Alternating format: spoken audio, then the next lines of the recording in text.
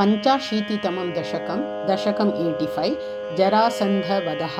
शिशुपालवधः च। ततो मगधभूभृता चिरनिरोधसङ्क्लेशितं शताष्टकयुतायुत द्वितयमीश भूमिभृताम् अनाथशरणायते कमपि पूरुषं प्राहिणोत् अयाचत समागध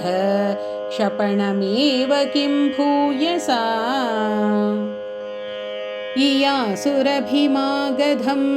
तदनु नारदोदीरितात् युधिष्ठिरमखोद्यमात्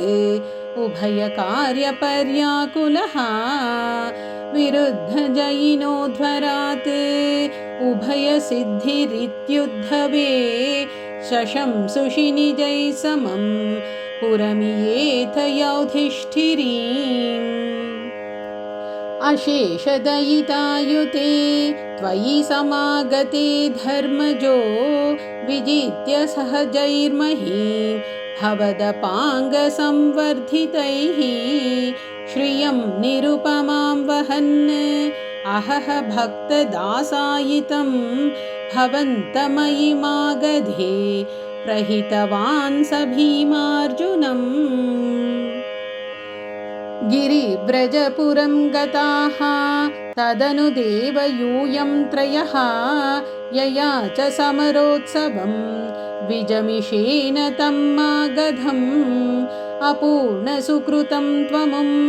पवनजेन सङ्ग्रामयन् निरीक्ष्य सहजिष्णुना त्वमपि राजयुध्वा स्थितः अशान्तसमरोद्धतं विटपपाटनासंज्ञया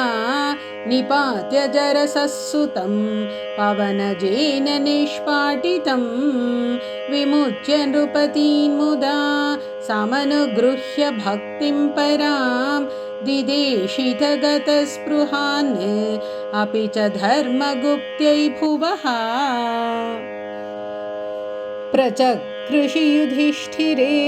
तदनु राजसूयाध्वरं प्रसन्नभृतकीभवत् सकलराजकव्याकुलं त्वमप्ययि जगत्पते द्विजपदावने जादिकं चकर्थ किमु कथ्यते नृपवरस्य भाग्योन्नतिः ततः सवनकर्मणि प्रवरमग्र्यपूजाविधिं विचार्य सह देववागनो गतः स धर्मात्मजः व्यधत्त भवते मुदा सदसि विश्वभूतात्मने तदा ससुरमानुषं भुवनमेव तृप्तिं दधौ ततः सपदि चेदिपो मुनिनृपेषु तिष्ठत्स्वहो सभाजयति को जडः पशुपदुर्दुरूटं वटुम् इति त्वयि सदुर्वचो विततिमुद्वमन्नासनात् उदापतदुदायुधः समपतन्नमुं पाण्डवाः निवार्य निजपक्षगान् अभिमुखस्य विद्वेषिणः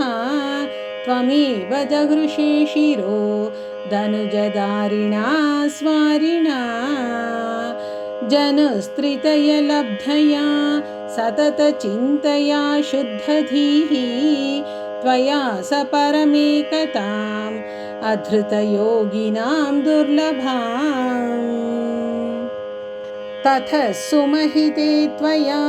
क्रतुवरे निरूढे जनः ययौ जयति धर्मजो जयति कृष्ण इत्यालपन् खलः स तु सुयोधनः धृतमनाः सपत्नश्रिया मयार्पितसभामुखे